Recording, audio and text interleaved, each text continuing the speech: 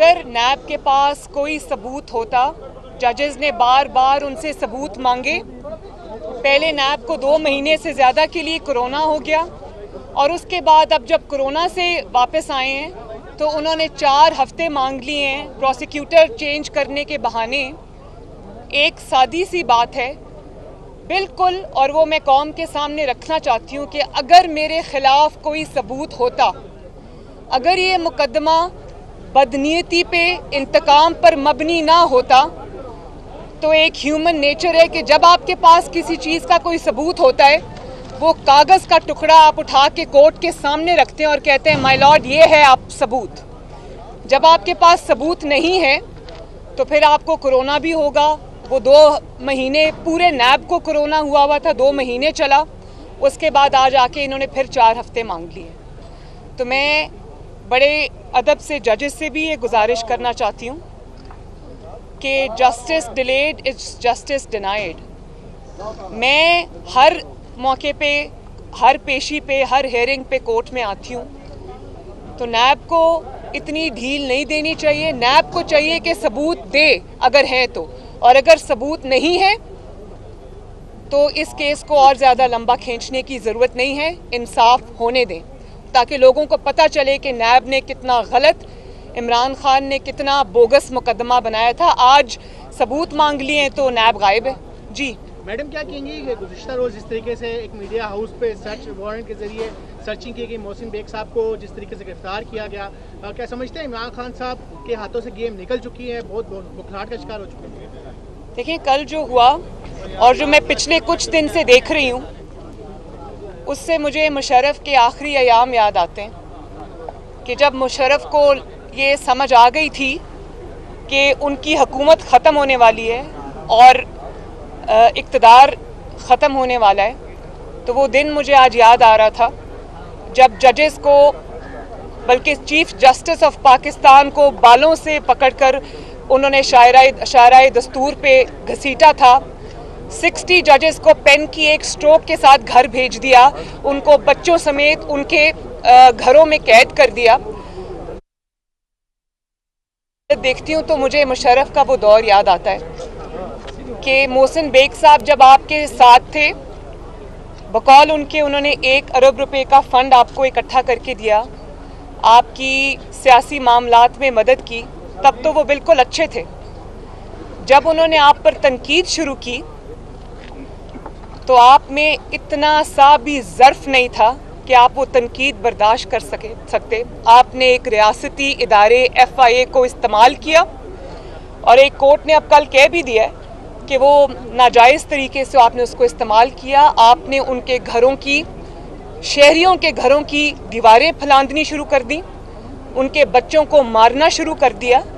तो मुझे तो आपकी ज़हनी हालत पे इमरान खान साहब तरस आता है कि आप, मुझे तो ये कहना कि आपकी ज़हनी हालत ठीक नहीं, मुझे लगता है आप ज़हनी तौर पे बिल्कुल मफलूज हो चुके हैं।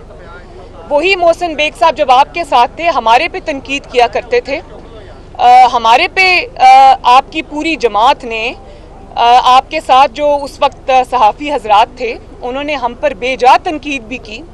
हमने तो किसी को FIA के ज़रिए उठवाकर और मार नहीं पड़वाई और जेल में नहीं डाला, और आप कोई आसमान से उतरी हुई कोई मखलूक हैं या आप कोई ऐसी शख्सियत है जिन पे तनकीद नहीं की जा सकती। और हाँ, आपकी जो अहलिया हैं वो हमारे लिए एहतराम के काबिल हैं, लेकिन जो स्टैंडर्ड आप चाहते हैं कि आपकी अहलिया के लिए सेट किया जाए, वही स्टैंडर्ड मरहूमा कुलसूम नवाज शरीफ के लिए होना चाहिए था।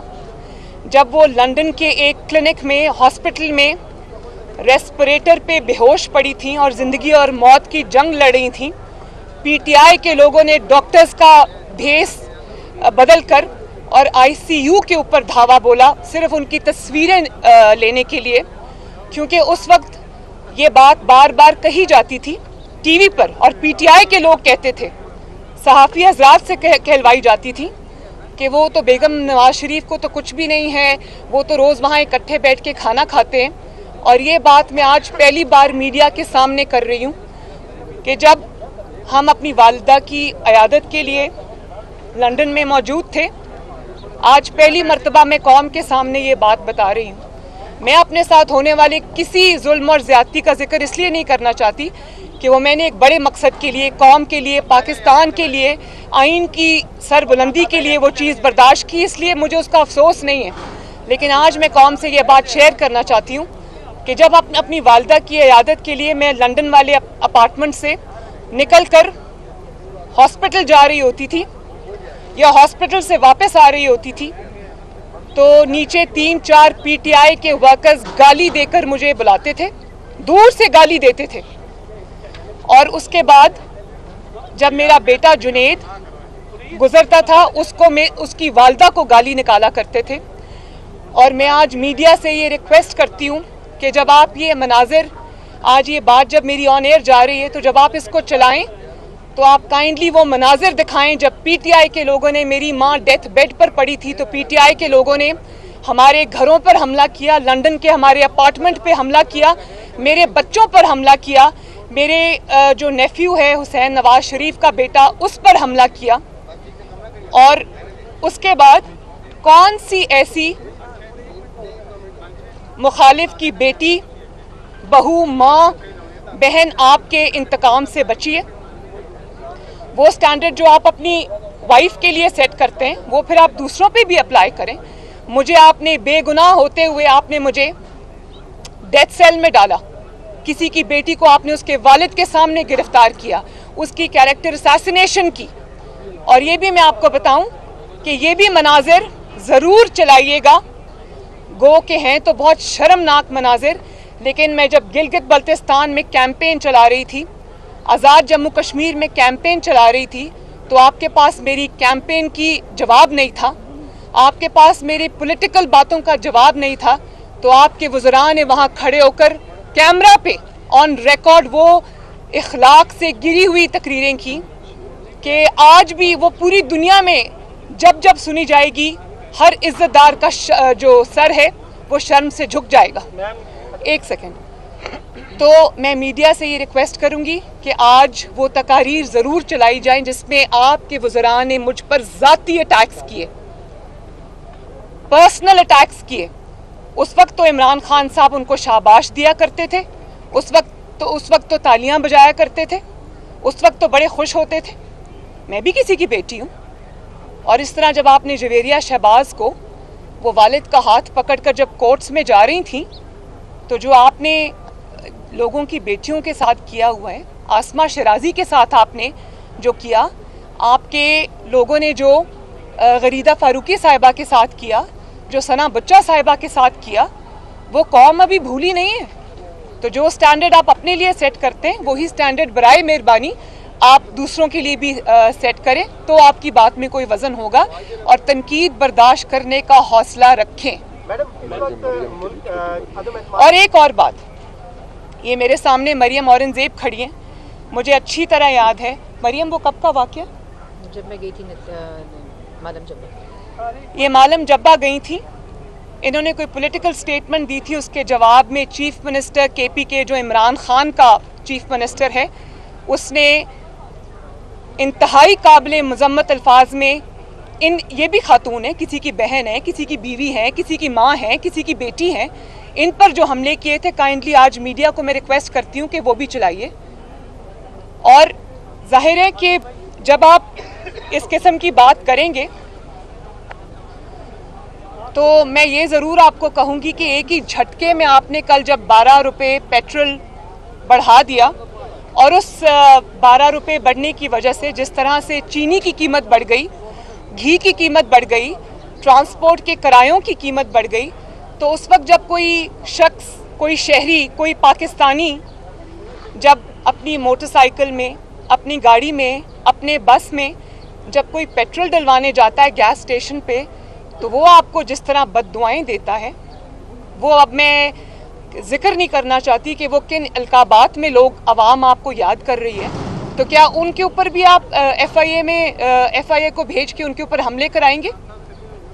तो मैं 12 रुपये लीटर जो पेट्रोल बढ़ा है, इंतहाई शर्म का मुकाम है कि आप देखें। और जब वो चूल्हे के आगे सामने जब एक खातून खाना खड़ी होती है, जब उसके पास रोटी के लिए पैसे नहीं है, सब्जी के लिए पैसे नहीं है, आटा के लिए पैसे नहीं है, चीनी के लिए पैसे नहीं है, वो जिन इल्काबात में आज आपको याद कर रही हैं, तो तनकीद बर्दाश्त करने का, अगर गलत काम किया है तो तनकीद बर्दाश्त करने का हौसला रखें।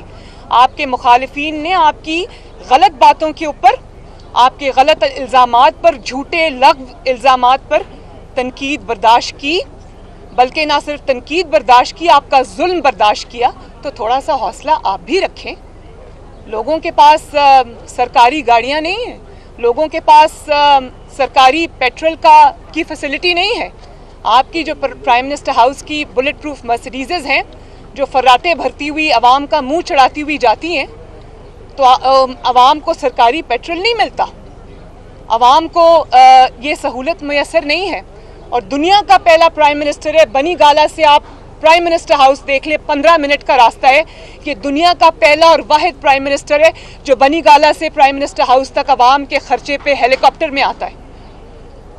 उस वक्त आप जब हेलीकॉप्टरों में और जब आप सरकारी खर्चे पे, पेट्रोल पे, जब आप बुलेट प्रूफ मर्सिडीज़ में, जिनके पेट्रोल के साथ आपका कोई लेना देना सफ़र करेंगे, आपको क्या पता कि एक मोटरसाइकिल वाला जब पेट्रोल भरवाने जाता है गैस स्टेशन पे, उस पर क्या गुजरती है?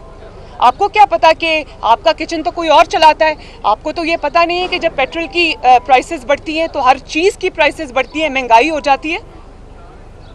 मैम ये बताइएगा कि कहा जा रहा है कि अब वज़ीर आज़म का जो दौरा रशिया है। एक मैं और बात करना चाहती हूँ, देखिए एक मिनट। इमरान खान साहब की जो जराइम की फहरिस्त है वो बहुत तवील है, और मैं ये समझती हूँ कि महंगाई, लाकानूनियत, दहशतगर्दी जो वापस आ रही है, सिर्फ यही उनके गुनाह नहीं है कि लोग खुदकुशियाँ करने पे मजबूर हैं, नौकरियाँ चली गई लोगों की। उनकी जराइम की फहरिस्त में सरे फहरिस्त जो चीज़ आती है वो है कि आपने सरकारी खर्च के ऊपर, आवाम की खून पसीने की कमाई पर, आवाम की टैक्स पेयर के ऊपर आपने 4 साल सवाए इंतकाम लेने के और कुछ नहीं किया।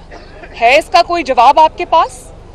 मैंने माना कि आपके पास अहलियत नहीं है, मैंने माना कि आपके पास काबिलियत नहीं है, लेकिन काश आपके पास एक एहसास रखने वाला दिल भी होता, तो आपको ये एहसास होता कि आपने अवाम के खून पसीने की कमाई, आपने अपने ज़ाती स्कोर सेटल करने में, हसद की जिस आग में आप जल रहे थे अपने मुखालिफिन की वजह से, उसको बुझाने के लिए आपने कौम का हार्ड अर्नड मनी, कौम की जो खून पसीने की कमाई थी वो आपने इस्तेमाल की और झोंकी। और ना सिर्फ ये, बल्कि आपने अपने ज़ाती स्कोर सेटल करने के लिए, आपने अपने ज़ाती इंतकाम की तस्कीन की खातिर आपने FIA, NAB जैसे इदारों को अपनी सियासी लड़ाई में झोंका। इसका जवाब है कोई आपके पास? और फिर सबसे बड़ा गुनाह आपका ये है कि भले आप जाली थे, भले आप वोट चोरी करके आए थे, लेकिन आखिर आप वज़ीर आज़म की कुर्सी पर तो बैठे ना। भले आप धब्बा लगा गए उसको, लेकिन बैठे। तो जो 3-4 साल आपको आवाम की खिदमत में जुट जाना चाहिए था, उनके एहसास में जुट जाना चाहिए था, आपने वो 3-4 साल सिर्फ और सिर्फ इंतकाम पे अपनी तवज्जो मरकूज़ रखी। इस बात का सवाल आपसे दुनिया में भी होगा और आखिरत में भी होगा। आपको भागने की जगह नहीं मिलेगी इंशाल्लाह। ये बताइएगा कि जो इमरान खान का वज़ीर आज़म का दौरा रशिया आ रहा है, और ये भी मैं आपको बता दूं कि इमरान खान साहब, आप किसी रियासत के नवाब नहीं हैं, आप किसी रियासत के बादशाह नहीं है, ये अवाम आपकी रियाया नहीं है कि आप इसका खून पसीने की कमाई जहां चाहें आप सर्फ करें। एक एक पाई का हिसाब आपको देना होगा। लंदन भागने की इजाजत नहीं मिलेगी, अब देना होगा और इंशाअल्लाह ताला देना पड़ेगा। जी सबका लेंगे। हसन, आपका दौरा रशिया होगा या नहीं होगा, या इन्हिसार, ये मामला अपोजिशन के हाथ में है या नहीं? अगर आप लोग पहले तरीके अदम एतमाद टेबल कर देते हैं तो फिर ऐसी सूरत हाल में वज़ीर आज़म रशिया नहीं जाएंगे, तो आप इजाज़त ले रही है? नहीं। देखिए, मैं तो ये समझती हूँ कि इमरान खान साहब को प्राइम मिनिस्टर हाउस के ही फिलहाल किसी कमरे में बंद कर देना चाहिए। वो जहाँ जाते हैं, जिस मुल्क में जाते हैं, पाकिस्तान का तमाशा बना के आते हैं। अभी आप चाइना में देखा आपने उनको, चाइना में सवाए इस इम्प्रेशन की कि वो पैसा मांगने गए थे। क्या इम्प्रेशन आपको नज़र आया? और पैसा भी नहीं मिला, बल्कि वहाँ पर बलूचिस्तान में जब आपके जो सिक्योरिटी फोर्सेस के एहलकार हैं वो शहीद हो रहे थे, तो आप वहाँ पर बैठकर ओलंपिक्स का मैच देख रहे थे। मैं कहती हूँ कि ज़रूर देखते, लेकिन थोड़ा सा भी दर्द दिल होता तो वो पिक्चर्स आप रिलीज़ ना करते। वहाँ आपके फ़ौजी शहीद हो रहे हैं, वहाँ आप ओलंपिक्स का मैच देख रहे हैं। कि कोई आपका वज़रा में से भी इतना समझ और अकल वाला नहीं है या दर्द वाला नहीं है जो आपको ये बता सके कि ये बैड ऑप्टिक्स है, ये मत करें। तो वो जिस मुल्क में जाते हैं दूसरे मुल्क की बुराइयां शुरू कर देते हैं, और जो बने बनाए पाकिस्तान के ताल्लुकात हैं वो भी बिगाड़ के आ जाते हैं। इस हुकूमत में जितना फॉरेन रिलेशंस का या जो हमारे दूसरों मुल्कों के साथ इंटरनेशनल कम्युनिटी के साथ इंटरनेशनल रिलेशंस जो पाकिस्तान के थे दूसरे मुल्कों के साथ, जो मतलब एज ओल्ड जो अच्छे ताल्लुकात थे, इन्होंने उनको भी बर्बाद कर दिया। सिर्फ मईशत बर्बाद नहीं की, पाकिस्तान आज अकेला और तनहा खड़ा है और आपके दोस्त ममालिक भी आपको मुंह लगाने को तैयार नहीं। उसका जिम्मेदार सिर्फ और सिर्फ इमरान खान है। तो मेरा ये ख्याल है कि इनको रोकना चाहिए। अगर ये कहीं जा भी रहे हो तो इनको हाथ जोड़ के कहना चाहिए कि पाकिस्तान अब मजीद बर्बादी का मुतहम्मिल नहीं हो सकता। काइंडली आप ये दौरे मत करें। जी आप क्या पूछा? सॉरी, टेबल नहीं करे तरीके अदम एतमाद उनके जाने से पहले 24 को जा रहे हैं। वो 24 से 26 का दौरा है। नहीं मिलने जाने का क्वेश्चन है। सेनेट के खिलाफ लाई गई थी, सेनेट चेयरमैन के खिलाफ अपोजिशन बिखर गई थी। क्या इस बार मुस्तैद है आप वोट ऑफ नो कॉन्फिडेंस लाएंगे या नहीं लाएंगे? इसी में एक ऐड कर ले, जहांगीर तरीन की अगर आपको हेल्प लेनी पड़ती है तो क्या मुस्लिम लीग नून से हाथ मिला लेगी? देखिए, मैं तमाम इत्तेहादी जमातों को और मैं तमाम उन MNAs को और MPAs को जो इस वक्त ऑलमोस्ट फॉरवर्ड ब्लॉक बना के बैठे हैं, मैं सबको ये कहना चाहती हूँ कि ये इस वक्त अवाम और इक़्तिदार के दरमियान की जंग है। जो अवाम का हाल इस हुकूमत ने, इस इमरान खान ने किया है, मुल्क की जो तबाही इसने की है और मज़ीद तबाही जो एक एक दिन जो हुकूमत का गुजरता है उसमें एक एक साल पाकिस्तान पीछे जा रहा है। तो अब ये आप पे फ़र्ज़ बन गया है कि आवाम की आवाज़ पे लब्बैक कहें, वरना मैं इत्तेहादियों समेत सबको ये कहना चाहती हूँ कि कोई भी इस काबिल नहीं है कि इमरान खान का साथ दे और वो हलकों में वोट मांगने जा सके। तो मैं ये समझती हूँ कि सबको इस वक्त आवाम की आवाज़ पे लब्बैक कहना चाहिए, चाहे वो इत्तेहादी जमातें हों या कोई और हो। जी इंतकामी कार्रवाइयों की और जो बदतहजीबी के कल्चर की, इसको कौम बड़ी गर्व के साथ देखती है। लेकिन दूसरी तरफ अब जो जिस केस का आप हवाला दे रही साबिर हाशमी साहब का, या इवन हमारे जर्नलिस्टों का आप देख लें, जितने जर्नलिस्टों को FIA के नोटिस आए हैं, जिसमें सार साहब हैं, पहले अहमद नूरानी थे, नेम एनी जर्नलिस्ट, ठीक है जी, वो बदनाम ज़माना कानून जो है फीका का, वो आपके दौरे हुकूमत में बना। तो क्या एश्योरेंस है कि आइंदा इस तरह के कंप्रोमाइज़ नहीं किए जाएंगे इक़्तिदार में होते? देखिए, बड़ा अच्छा सवाल है आपका। कोई कानून बदनाम ज़माना नहीं होता, सवाए उस कानून की जो डिक्टेटरशिप बनाती है उसको बदनाम करता है। अगर आपने एक कानून को उसके असल इस्तेमाल की बजाय आपने सहाफ़ियों से बदला लेने पे इस्तेमाल किया, सच बोलने पे इस्तेमाल किया, इंतकाम लेने पे इस्तेमाल किया, पॉलिटिकल स्कोर सेटल करने में इस्तेमाल किया, तो फिर तो वो बदनाम ज़माना है। लेकिन अगर आपने उसका सही इस्तेमाल किया, जिस स्पिरिट के लिए वो कानून बनाया जाता है या बनाया गया था, उस स्पिरिट के लिए इस्तेमाल किया, तो कानून तो ख़राब होता है। और मेरी हमदर्दी है, देखें, मैं एज अ फ्रेटर्निटी मैं मीडिया की रिस्पेक्ट करती हूँ और मैं ये समझती हूँ कि मीडिया वॉचडॉग होता है। मीडिया की तनकीद कभी बेजा भी होती है, लेकिन बहुत दफ़ा ऐसा भी हुआ है कि मीडिया की तनकीद की वजह से इंसान को अपनी कोर्स की दुरुस्तगी का मौका मिलता है, अपनी गलतियाँ सुधारने का मौका मिलता है, इंसाइट मिलती है चीज़ों में। तो मैं ये समझती हूँ कि पाकिस्तान में इस वक्त जो सहाफ़ियों के साथ हो रहा है, चाहे वो हामिद मीर साहब हों या वो कोई भी हो, मैं ये समझती हूँ कि इस वक्त दुनिया का ख़तरनाक तरीन मुल्क जो सहाफ़ियों के एतबार से है वो पाकिस्तान है। कौन सा ऐसा जुल्म है जो सहाफ़ियों के साथ नहीं उठाया गया? उनके बच्चों को यतीम किया गया, उनको सरेआम गोलियां मारी गई, उनको सरेआम ब्रॉड डे लाइट में उठाकर दालों में डालकर ये ले गए। कहीं FIA, कभी नैब, उनके सारे चीज़ें खोल के रख दी, उनके ख़ानदानों को सफ़र करना पड़ा। तो मैं ये समझती हूँ कि ये बहुत ही, आप अपनी गलतियाँ नहीं देखते, अपनी गलतियों की निशानदही करने वालों की तकलीफ़ आपको होती है। तो ज़रा हौसला रखें तनकीद का, या फिर सियासत छोड़ दें। दो सवाल है। शहबाज शरीफ बतौर सदर मुस्लिम लीग नून तहरीक अदम एतमाद के हवाले से बहुत बड़ा सियासी जुआ खेल रहे हैं। अगर वो नाकाम होते हैं तो क्या वो अपने पार्टी ओहदे से दस्तबरदार हो जाएंगे? और दूसरा सवाल प्लीज़, क्या आप और मुस्लिम लीग नून मौजूदा आर्मी चीफ की दोबारा एक्सटेंशन के हक में हैं? देखें, मैं ये समझती हूँ कि पाकिस्तान मुस्लिम लीग नून ने अगर तहरीक अदम एतमाद पे के लिए अग्री किया है तो मैं पहले भी जो मैंने मैसेज इत्तेहादियों को दिया है हुकूमत के, जो मैंने मैसेजेस डिसग्रंटल्ड जो भी उनके MNAs हैं, MPAs हैं, उनको दिया है, वही चीज़ मुस्लिम लीग नून पे भी लागू होती है। अवाम आपकी तरफ देख रहे हैं, अपोजिशन की तरफ देख रहे हैं, सहाफ़ियों की तरफ देख रहे हैं कि कोई उनके लिए आवाज़ उठाए और इस जो इतनी बर्बादी और तबाही उनके ऊपर आई हुई है इमरान खान की सूरत में, उससे उनको निजात दिलाए। तो मैं ये समझती हूँ कि अगर अपोजिशन इस वक्त एक्ट नहीं करेगी तो अपोजिशन भी बराबर की, लोग उसको बराबर का जिम्मेदार ठहराएंगे। तो हमने अपने अवाम के पास वापस जाना है, इलेक्शन में हमने उन्हीं के पास वापस जाना है। तो लोग ये पूछेंगे कि जब हम तकलीफ से गुजरे थे तो आप कहाँ थे? बाकी मैं ये समझती हूँ कि इंशाअल्लाह ताला उम्मीद है कि कामयाबी होगी, क्योंकि इमरान खान साहब इस वक्त अपनी लास्ट लेग्स पे हैं। तो मैं ये समझती हूँ कि ये एक ऐसा रिस्क है जो लेना चाहिए।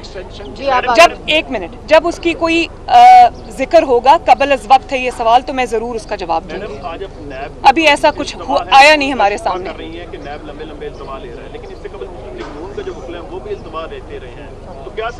मैंने बिल्कुल इल्तवा नहीं लिया। मैं आपको एक बात ये बता दूं कि जब मेरे वकील हैं अमजद परवेज़ साहब, उनको कोरोना हो गया तो उन्होंने उनकी कमर में तकलीफ़ हो गई, वो बैठ नहीं सकते थे, तो उनके लिए इस्लामाबाद और लाहौर का सफ़र जब मुश्किल हो गया तो फिर मैंने इनको इंगेज किया, इरफान कादिर साहब को। मैंने सिर्फ ये नहीं कहा कि मेरा लॉयर बीमार है और वो 2-2.5 महीने अब नहीं आएगा तो मुझे 2-2.5 महीने का इल्तवा चाहिए।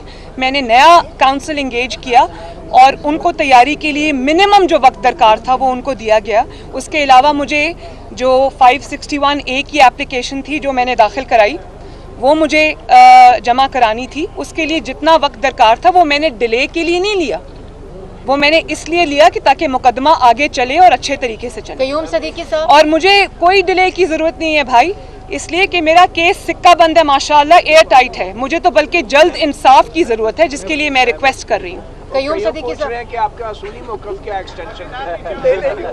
मैं इस चीज़ पे जवाब आपको दे चुकी हूँ। आपने यहाँ बात की कि जो डिक्टेटरशिप के बढ़ाए गए क्वालिटीज के हवाले से बात की आपने, रैप जिसकी चक्की पे आप आज लोग पीस रहे हैं, ये एक डिक्टेटरशिप का बनाया हुआ कानून था, लेकिन आप जब इक़्तिदार में थे तो आपने इसमें तब्दील क्यों नहीं की आपने?